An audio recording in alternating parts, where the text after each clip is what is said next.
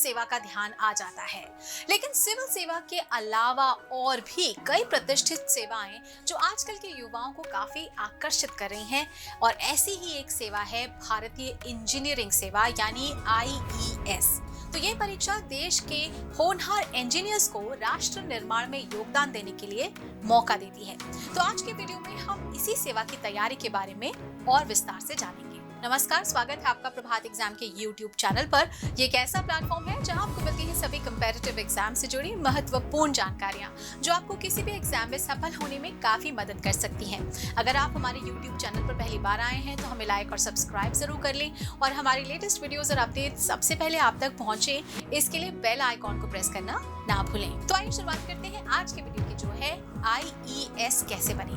तो IES का पूरा नाम इंडियन इंजीनियरिंग सर्विसेज है। तो IES परीक्षा उस सेवा विषय से संबंधित है जिसके द्वारा अंतिम रूप से चयनित उम्मीदवार एक टेक्नो मैनेजरियल ऑफिसर के रूप में भारत सरकार की विभिन्न इंजीनियरिंग, तकनीक और प्रबंधन से जुड़े कामों की जिम्मेदारी संभालने का काम करते हैं। तो ये परीक्षा भले ही सिविल सेवा परीक्षा से अलग हो, लेकिन इसमें भी सक्सेस रेट बहुत ही कम है। भारतीय इंजीनियरिंग सेवा का आयोजन 3 चरणों में किया जाता है, जिसमें प्रथम 2 चरण में लिखित परीक्षा होती है। प्रथम चरण में 2 पेपर होते हैं। तो पेपर 1 में वर्तमान में समसामयिक मुद्दे, इंजीनियरिंग एप्टीट्यूड तथा सामान्य अध्ययन के विषयों से प्रश्न होते हैं, और पेपर 2 के प्रश्न संबंधित होते हैं इंजीनियरिंग डिसिप्लिन से। तो दूसरा चरण जो होता है वो भी 2 स्टेज में होता है। यहाँ दोनों ही परीक्षा के प्रश्न पत्र संबंधित इंजीनियरिंग डिसिप्लिन से रहते हैं। तो IES परीक्षा की तैयारी के हम कुछ टिप्स देने जा रहे हैं। सबसे पहले बात करते हैं सामान्य अंग्रेजी की। तो मूल अंग्रेजी व्याकरण की किताबें पढ़ें और शब्दों और भाषण के हिस्सों और काल के उपयोग के बारे में अवधारणा स्पष्ट करें। दैनिक आधार पर कुछ नए शब्द सीखने की कोशिश करें, इससे आपको अपनी शब्दावली बढ़ाने में काफी मदद मिलेगी। हर दिन एक दैनिक अंग्रेजी अखबार पढ़ने की आदत जरूर डाल लें, इससे आपके ज्ञान और अंग्रेजी शब्दावली में बढ़ोतरी होगी।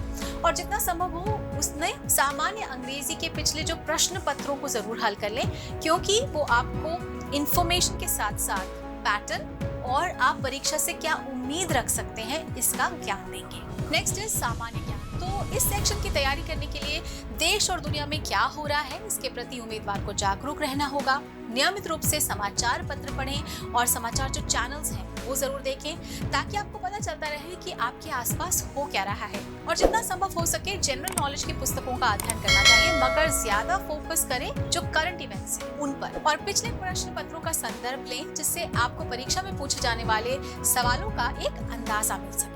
तो कुछ और जनरल टिप्स भी हैं IES एग्जाम की तैयारी के लिए। पहला ये कि जो तैयारी है वो स्नातक पाठ्यक्रम के साथ ही शुरू कर देनी चाहिए, और इसके लिए आपको स्नातक पाठ्यक्रम के दौरान पढ़ाए गए प्रत्येक विषय को गहनता से अध्ययन करना चाहिए। पढ़ाई के दौरान कॉन्सेप्ट्स को समझने की कोशिश करनी चाहिए, और किसी भी विषय को छोड़ना नहीं है आपको। तो याद रखें कि ये परीक्षा कठिन है, तो इसकी तैयारी के लिए आपको अपना 100% देना होगा।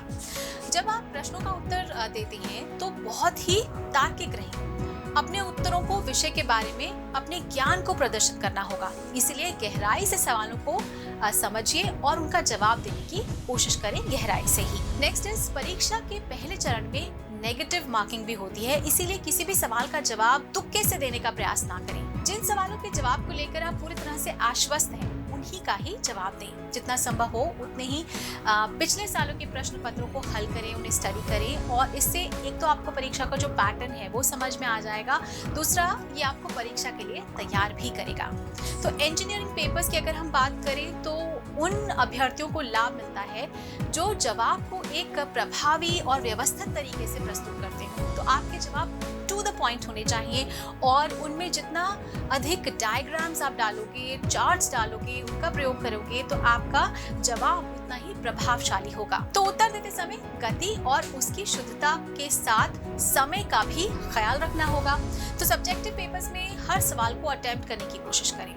आप IES एग्जाम के लिए औपचारिक कोचिंग जाने पर भी विचार कर सकते हैं, लेकिन ये आप पूरी तरह से बेसिकली आप पर निर्भर है, क्योंकि ऐसे मामलों में परीक्षार्थियों ने स्वयं अध्ययन द्वारा भी शीर्ष स्थान प्राप्त किए हैं। और अंत में सबसे इम्पोर्टेंट बात, अपने ऊपर भरोसा रखें और आश्वस्त रहें कि आप IES एग्जाम को उत्तीर्ण करने में समर्थ हैं। आप में ये सकारात्मक रुख निश्चित रूप से इस परीक्षा को उत्तीर्ण करने में आपकी मदद करेगा। तो दोस्तों, अगर आपको हमारा वीडियो पसंद आया हो तो अपने फ्रेंड्स के साथ भी ज़रूर इसे शेयर करें, और अगर आपके पास हमारे लिए कोई सवाल सजेशन हो तो कमेंट बॉक्स में लिखकर हम ज़रूर बता दें। तो जल्दी आपसे फिर मुलाकात होगी एक नए टॉपिक पर, एक नए वीडियो के साथ। देखते रहिए प्रभात एग्जाम। नमस्कार।